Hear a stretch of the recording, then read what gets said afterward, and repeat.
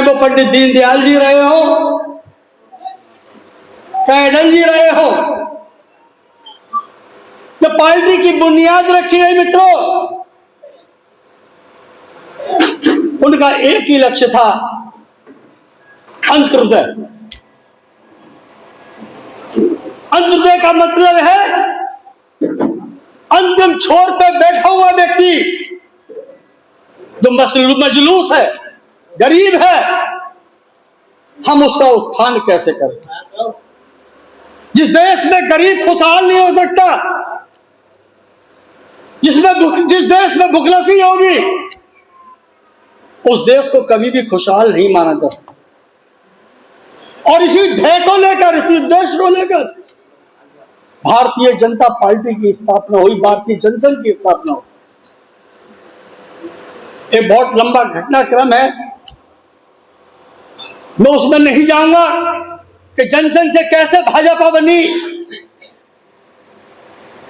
लेकिन जो बुनियाद अंतिम छोर पर बैठे हुए व्यक्ति को उत्थान की लेकर हमारी पार्टी की बुनियाद पड़ी थी, आज मोदी जी भी गरीब की वो छोटी से छोटी बातें जो राजनेता लेने में भी, नाम लेने में भी शर्म करते हैं,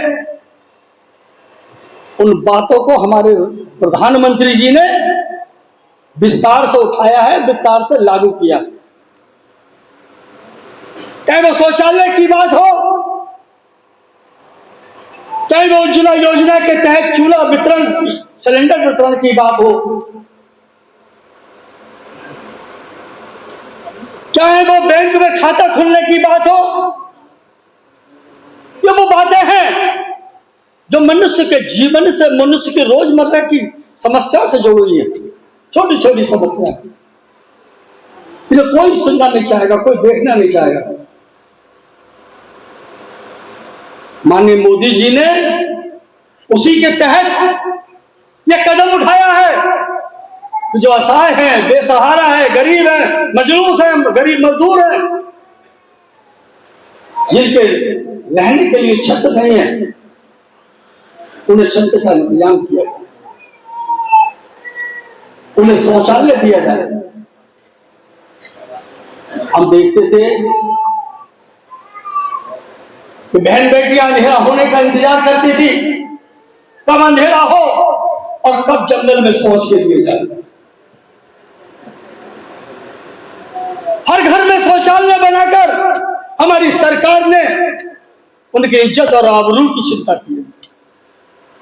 हम देखते थे जो खेतों में लकड़ियां होती थी, जब फसल पूर्ण हो जाया करती थी,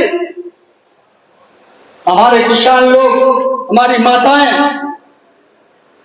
उन सूखी लकड़ियों को इकट्ठा करती थी और घर पर आकर चूल्हा जलाती थी। जितने आंसू उसकी आंखों से निकलते थे, आंखें बेकार हो जाती थी। इस समस्या को हमारी सरकार ने, हमारी पार्टी ने समझा और आज जब उसका घर का सदस्य घर पर आता है, उसे गरम गरम रोटियां बना के खिलाई जाती है।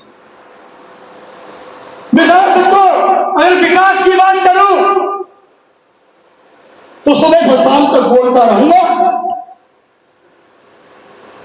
लेकिन बातें खत्म नहीं। हमें सोचना चाहिए, हम शहर से बाहर किसी साइड पे निकल जाए, चाहे पूरब को निकले, पश्चिम को निकले, दक्षिण को निकले,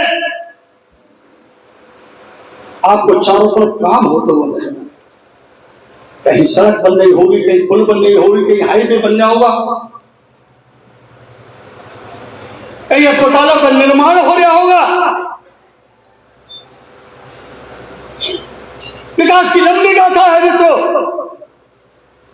एक समय हुआ करता था जब एक राइफल के लिए भी विदेशों के आगे गिड़गिड़ाया करते थे मित्रों। आपने कोरोना काल देखा, लोग डर के मारे भयभीत होकर घरों में, बंद कमरों में, एसी में बैठा करते थे, लेकिन हमारे कर्णधार, हमारे पार्टी के कार्यकर्ता घर घर जाकर हाल चाल कुशल छेद, उनके खाने की व्यवस्था, उनकी रोटी की व्यवस्था, उनकी दवाई की व्यवस्था कर रहे थे। वो समय था न दवाइयां थी, न वेंटिलेटर था, न पीपीई किट थी। हम हर चीज विदेशों से मंगाया करते थे। मित्रों, हमारी सरकार ने आपदा को अवसर में बदला। आज सौभाग्य की बात है कि हमारे देश के अंदर दवाइयां भी बन रही है, पीपीई किट भी बन रही है, वेंटिलेटर भी यही बन रहे हैं। और आज हम देश की पूर्ति करने के साथ ही साथ विदेशों को उनका निर्यात कर रहे हैं। हम सशस्त्रों के साथ ही कभी लड़ाकू विमानों के लिए संघर्ष किया करते थे, क्योंकि हर चीज विदेश से आती थी। मित्रों, आज हम स्वयं लड़ाकू विमानों का निर्माण कर रहे हैं और हमारा तेजस जैसा विमान आकाश में गर्जना करके दुश्मन देशों को चुनौती दे रहा है। हमारा विक्रांत समुद्र की लहरों में ताल ठोक रहा है। मित्रों, हमारा चंद्रयान मिशन जो दक्षिण ध्रुव पर आज तक कोई महाशक्ति नहीं पहुंच पाई, दक्षिण ध्रुव पर हम पहुंचकर अपना झंडा बुलंद। मैं भी कभी सुना नहीं करता था जो देहातों को, लोगों को बुलाकर उनकी सुख सुविधा का ध्यान रखे, उनका सम्मान करे, ब्रिटिश सदस्यों को उनके अधिकार के बारे में बुझाने। सुगंधा ने इस ब्लॉक के अंदर वो करके दिखाया, शायद किसी आसपास के ब्लॉकों में देखने को मिले। जो भी पार्टी की नीति रीति जो योजना है, उन्हें हर सदस्य को, हर पात्र व्यक्ति को बुलाकर सम्मान के साथ दी जा रही है। मित्रों, ये गर्व की बात है। योजना के साथ मैं तो कहूंगा सबसे ज्यादा अगर कोई बधाई का पात्र है मित्रों तो सुगंधा। सुगंधा के लिए ताली होनी चाहिए, जोरदार ताली। वास्तव में राजनीति नया स्वरूप देखा है हमने। बिहार के हर दबे कुचले व्यक्ति को भी इस ब्लॉक के परिसर में बुलाकर सम्मान अगर किसी ब्लॉक को ने दिया है तो वो केवल एक ही नाम है, सुगंधा। सहायता है, जो सेवा है, वो अधिक से अधिक रूप में कर। इन्हीं शब्दों के साथ सभी का धन्यवाद।